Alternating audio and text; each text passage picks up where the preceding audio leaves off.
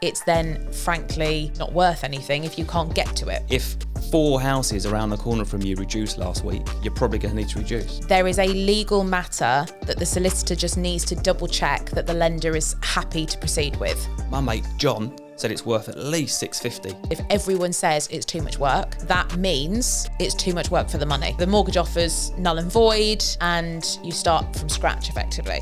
I had a client recently and I appraised his house and it ended up being 6 months later, I was right. But at the start, it was like, my mate John said it's worth at least $650. And I said, is your mate John looking to buy a house? And he said, no. And I said, John hasn't got a clue what your house is worth because he's not your market. So let's guide it at 600. And we ended up getting the kind of figure. We didn't get 650. John wasn't right because John couldn't afford to buy the house and he wasn't looking to buy a house. So it was really, don't be too steered by other people's opinion. Be steered. Of course, you've got to get estate agents in, but many will overvalue you, tie you in for a long, long time, work your price down, end up selling much lower.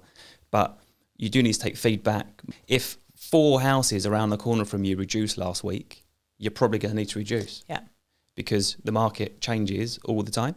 And if all of your viewers come in and the feedback is something like, it's too much work for me, or it doesn't have a garage, or it's lacking this, or it's lacking that. A lot of the time we'll try and ask people to give us price-related feedback when they do give us feedback. It can be difficult for them to do that, so we don't always manage to. But if everyone says it's too much work, that means it's too much work for the money. Yeah. It doesn't just mean it's too much work for them. It means they're not prepared to pay that price and do the work. Yeah, because a 500 grand house for 400 grand, the work wouldn't be. They'll do the work suddenly. Yeah. It's that balance between, and the important thing to remember as well, buyers will make their decision on what your house is worth based on what else they can buy for a certain amount of money. It's not in isolation, it's in competition of the market. I want to touch on the intricacies of what it takes when you're upsizing, when you've got chains, when you've got mortgage lenders, when you've got changing criterias, when you've got emotions and everything, right? So I'll frame it. Just today, the situation happened. It's been going on for 3 weeks. Yeah. Great outcome. Similar, launched to market, loads of offers, this particular house, and it flew because the owner was totally guided by you on advice. The advice is always priced to entice, and it works when clients will give us full carte blanche, is that a word? Yeah. On this client, we've sold our houses for her for many years. She was like, just do what you think. It was offers in excess of strategy, I think, wasn't it? Yeah, offers in excess of 400. And it was a frenzy, whereas most would have probably put it on, I think, 450. Yeah, I think many easily agents. 425. A lot would have said 450. And then it's just a nightmare. But we've done the right thing, went the other way around, offers in excess of, a frenzy, loads of interest, couple of weeks, loads of offers, and we chose one. Good outcome, agreed it pretty quickly, and give a bit of an overview of what happened after that, because I think this is really common, but no one's actually discussing this kind of stuff to make Joe Blogs know, watching YouTube, that this can happen. So it was eerily smooth sailing. Yeah. And I say eerily smooth sailing because if it is going that well, there's normally a hiccup that's going to come about somewhere. And we'd got through the majority of the legal work. They'd got their mortgage offer. They'd done most of the sellers had done all the searches, inquiries, like everything had been dealt with. The whole chain had caught up. We were trying to push for completion. Quite a big chain, right, as well, ish? Four properties. So yeah, we're at the bottom, 3 above us. I mean, yeah, three plus is probably headache territory. Yeah. So 4, 5 links is nightmare. Yeah. So we were already starting to get to the point of being ready to exchange. The solicitor had told me pretty much all the points have been satisfied. There was just one point they were referring to the lender, but that happens a lot. That's very common. The lender normally just says, yeah, all fine. What referring to the lender means is there is a legal matter that the solicitor just needs to double check that the lender is happy to proceed with. So rewind a little bit. So buyer got their mortgage offer pretty quickly. Mortgage survey was done. Yes. He had a decent loan to value. Mortgage offer was issued. Yeah. Solicitor then carries out their legal work. Yep. People forget, and it's really important, that the solicitor is there to act on behalf of the lender as well as the buyer of the property. So all through the searches and reading stuff that solicitors do, something was flagged up. Yeah. That they needed to refer it to lender. Yes. And the lender then has to give the go-ahead as to whether, yes, they're happy to lend, or actually, no, this is a stumbling block.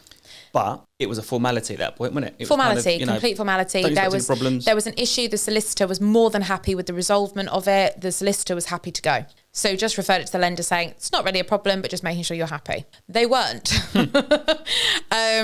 Very unexpectedly, they weren't. And we suddenly got to a point where we were having really pushed the chain for completion dates, having to really backtrack to say, I'm really sorry. Actually, we've got really quite a big problem here, because if the lender says no, the simple matter is they're just not going to give you the money. Yeah. So the mortgage offer's null and void, and you start from scratch effectively. And we had almost got 4 weeks back, right? This is almost like, as you said, it was going nice and smooth. Everyone was happy. All of a sudden, this has been dropped, and you're now waiting weeks for lenders to respond. Well, in this case, we weren't even waiting weeks for lenders to respond. We thought it was dead from that lender. We thought that there was the proposal the lender had made for it to be something that they would work with was for a deed of easement to be done, which is basically some legal work which would take months to sort and could be very expensive to sort. Yeah. So the seller actually probably would have paid the money. That wasn't so much the issue. It was more the time for them that was the problem. Yeah. So we were then looking into other lenders. Would any other lenders then deal with it? But actually it transpired that that lender had always been fine with this situation up until 2 weeks earlier. Yeah. So lenders, it's really important to note, lenders change their criteria a lot. Daily. Yeah. It's all these things that they say, yes, we're happy with this, yes, we're happy with this, and then suddenly they're not happy with it anymore. And there's always ways around it, but those ways around it can take months and can be costly. So all of a sudden it does become quite a big problem. And we were then worried that actually if one lender had just changed their criteria on it, other lenders would also be doing so. Which advice we were getting. Which was the advice we were getting. Probably going to be the case. Yeah, that's what the solicitor was advising us. Now, it was only in a moment of actually, without going into too much detail on the property, the issue was an access problem. Yeah. Only to the front door. Now, if you don't have access for any reason to the property, obviously the lender's not going to be happy to lend on it, because the reality is it's then, frankly, not worth anything if you can't get to it. And a deed of easement is pretty much changing the wording of the title at the property, right? Yeah. That's a big drawn-out process. You've got third parties involved, and it would take months and months, most likely. Yes. And costs a bit of money. What ended up happening was I had a long conversation with several brokers to get their opinions on why this would be an issue for the lender. I then went back to the solicitor and I had a long conversation with her about the fact that there actually are other access points to the property. So even if that changed for any reason, you could still access and yada, yada, yada. And eventually the solicitor said, actually, yes, I agree. I'm happy with what you're saying. She was happy anyway with the situation we were trying to put forward, but she understood what I was saying and therefore ended up appealing to the lender again with a very, very detailed plan about the property and everything to do with it and everything I told her. And today, after a week, they finally said yes. After referring it back out to the original surveyor who valued it for the bank 2 months ago? Yeah. 2.5 months ago.